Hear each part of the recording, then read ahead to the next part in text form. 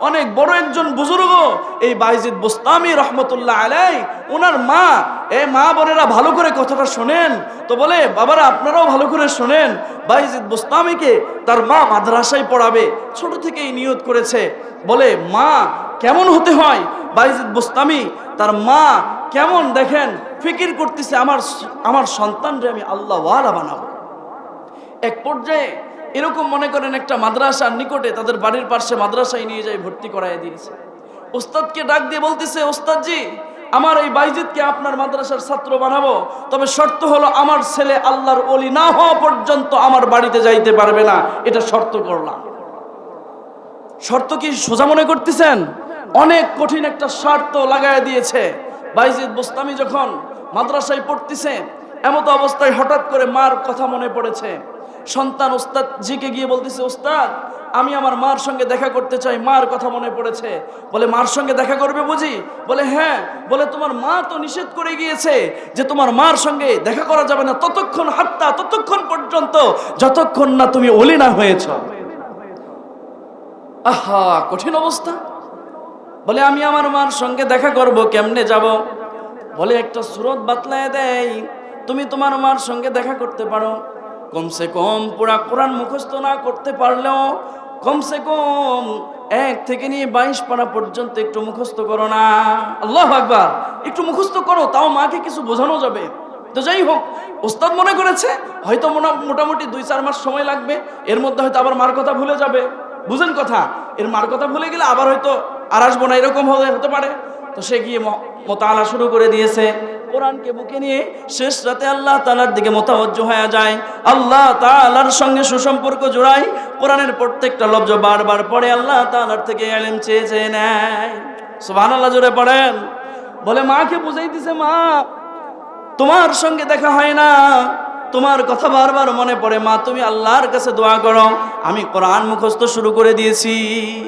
মার সঙ্গে তো দেখা হয় না, মার দেখার জ্বালা অন্তরে জ্বলে উঠছে, সে কোরআন মুখস্থ শুরু করে দিয়েছে। এরকম করতে করতে মাত্র 7 দিনের মধ্যে 22 পারা সবক মুখস্থ করেছে। সুবহানাল্লাহ, জোরে পড়েন। 7 দিন পর ওস্তাদজিকে গিয়ে বলে, ওস্তাদজি আপনি যেভাবে বলেছেন আমি সেভাবে 7 দিনের মধ্যে আমি 22 পারা সবক মুখস্থ করেছি। সুবহানাল্লাহ, জোরে পড়েন। 8 পারা বাকি। বলে এখন মার কাছে যাই। বলে ঠিক আছে, তুমি তো আমার কথা মানছো। ওস্তাদ তো আশ্চর্য হয়ে যায়, কিরে কেমন ছেলে, 7 দিনের মধ্যে 22 পারা মুখস্থ করেছে, মার সঙ্গে দেখা করবে এরকম মোহাব্বত জেগেছে। ওস্তাদ বলে যাও যাও তোমার মার সঙ্গে দেখা করো। এরকম ভাবে বাইজিদ তার মার সঙ্গে দেখা করবে। তার মা দেখে বাড়ি থেকে কিছু সামনে এগিয়ে তার মা বসে কয়েকজন মহিলাকে তালিম দিতেছিল। নজর করে দেখে বাইজিদ আসতেছে। মা যখন নজর করে দেখছে বাইজিদ, মা তখন দৌড়ে গিয়ে বাড়ির দরজাটা লাগায়া, বাড়ির দরজায় লাগায়া, পিঠটা এরকম ভাবে দরজায় লাগায়া মা নিঃশ্বাস ফেলে আর সন্তানের জ্বালা বুকে ধারণ করে। আহারে, কতদিন হলো বাইজিদকে সুন্দরভাবে দেখলাম না। বাইজিদ দরজায় টক লাগায়া বলে, বারবার টাচ দেয় আর বলে, মা আমি বাইজিদ, আমাকে দেখে পর্দা করতে হবে না, আমি আপনার সন্তান, আমাকে দেখে পর্দা করার প্রশ্ন ওঠে না, আমি তো তোমার সেই বাইজিদ যাকে মাদ্রাসায় দিয়ে এসেছ। মা কাঁদে আর বলে, তুমি মিথ্যা কথা বলতেছ, বাইজিদের সঙ্গে আমার চুক্তি হয়েছে, বাইজিদ আলেম না হয়ে আসবে না, সুতরাং তুমি ভুল মনে করেছ, ভুল বাইজিদ, তুমি অন্য কোনো বাইজিদ হতে পারো, তুমি আমার সেই বাইজিদ না। বাইজিদ তো আমার সাথে ওয়াদাবদ্ধ করেছে, বাইজিদ তো আমার সঙ্গে ওয়াদা চুক্তি পেশ করেছে, সে আলেম না হয়ে আসবে না। এই বাইজিদ চোখের পানি ছাড়ছে, আল্লাহ তাআলার দিকে মোতাওয়াজ্জহ হয়ে মাদ্রাসায় ফিরছে। বলে আল্লাহ তাআলার সঙ্গে সুসম্পর্ক করছে, এদিকে মা আল্লাহ তাআলার কাছে দোয়া করছে। ভাই মা কেমন দেখেন, ওই মা কত কষ্ট করেছে সন্তানের জন্য, কুরবানি করতেছে। দেখেন এই সন্তান আসছে 1 বছর 2 বছর, কওমি মাদ্রাসার নেশা বলো 12 বছর পড়লে তাকে দাওরা হাদিসের সনদ সার্টিফিকেট দিয়ে দেওয়া হয়। সুবহানাল্লাহ, জোরে পড়েন। তো সংক্ষিপ্ত আকারে বলেই শেষ করে দেই, যেহেতু আজানের সময়। তো উনি যখন 12 বছর লেখাপড়া শেষ করছে, তো ওস্তাদজি বলছে, বাইজিদ আজকে তোমার মাথায় 2টা পাগড়ি পড়াবো। সুবহানাল্লাহ, জোরে পড়েন। অন্যান্য ছাত্রদের মাথায় একটা, কিন্তু তোমার মাথায় 2টা পাগড়ি পড়াবো আজকে। একটা হলো আলেম হয়েছে এটা, আর একটা মারিফাতের ইলম পেয়েছো, 2টা পাগড়ি তোমার মাথায় উঠবে। তুমি আজকে মোকাম্মেল হয়ে গিয়েছো, মার দোয়া তোমার উপরে আল্লাহ তাআলা কবুল করেছে, তুমি মুকাম্মল হয়ে গিয়েছো, যাও তুমি আজকে তোমার মার কাছে চলে যাও। বাড়িতে এসে দেখে মা অসুস্থ, এলাকার লোকজন সেবা শুশ্রূষা করে। ওই মা বলছে, ভাইজিৎ তুমি এসেছো? বলে হ্যাঁ। বলে, ভাইজিৎ তোমাকে দেখার ইচ্ছা ছিল, যে তোমাকে আলেম হিসেবে দেখবো। আমি মার কলিজা আজকে ঠান্ডা হয়েছে। বলে আমি আল্লাহর কাছে দরখাস্ত করবো, তুমি এক লোটা পানি দাও। আমি অজু করে আল্লাহ তাআলার দিকে মোতাওয়াজ্জহ হয়ে যাই।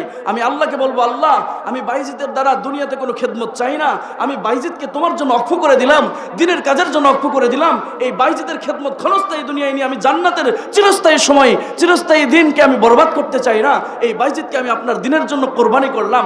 আর আমি মা যখন নামাজ শেষ করব, ওই সালাত সমাপ্ত করার পরে আমাকে দুনিয়া থেকে উঠায় নিয়ে নেন। আমি বাইজিদকে সময় দেব না, সে আমার দুনিয়াতে খেদমত করে তার আখিরাতের লম্বা সময় বরবাদ করবে, এটা আমি চাই না। মার এরকম তামান্না ছিল। মুহতারাম হাজিরিন, কথা বুঝাইতে চেয়েছিলাম যে দিনী মাদ্রাসাগুলোকে, দিনী দরজগাগুলোকে সবাই জান প্রাণ দিয়ে আগলে রাখার চেষ্টা করবেন। যতদিন এই মাদ্রাসা থাকবে, যতদিন রায়গা ইউনিয়নে মাদ্রাসা থাকবে, আমি গুনাহগার বলে গেলাম, আল্লাহ তাআলা কোনো আযাব আর গজব দিয়ে আমাদেরকে ধ্বংস করবে না ইনশাআল্লাহ। কারণ হাদিসের মধ্যে আসছে, আল্লাহ আল্লাহ বলনেওয়ালা যতক্ষণ থাকবে, আল্লাহ রাব্বুল আলামিন কিয়ামত কায়েম করবেন না ইনশাআল্লাহ তাআলা। আল্লাহ তাআলা সকলকে কথাগুলো বুঝে আমল করার তৌফিক দান করুন। আগেই বলছিলাম আমি ওয়াজ করব না, আমি ওয়াজ করব। যারা যেভাবে গুনাহ করতেছিলেন, আজকে আমরা এই মাহফিল থেকে খালেস দিলে তওবা করে আমরা গুনাহ মুক্ত করে নিয়ে এখান থেকে যাব, পারবো তো ইনশাআল্লাহ? আল্লাহ তাআলা সকলকে তৌফিক দান করুন। আমা তাওফিক ইল্লা বিল্লাহ। আর এই মাদ্রাসার জন্য সবাই চেষ্টা করবেন, এই মাদ্রাসার যা যা প্রয়োজন নিজ গরজে এসে মাদ্রাসায় দান করে যাবেন। আল্লাহ তাআলা সকলের দানগুলোকে কবুল করে নিক। সকলে পড়ুন আল্লাহুম্মা আমিন।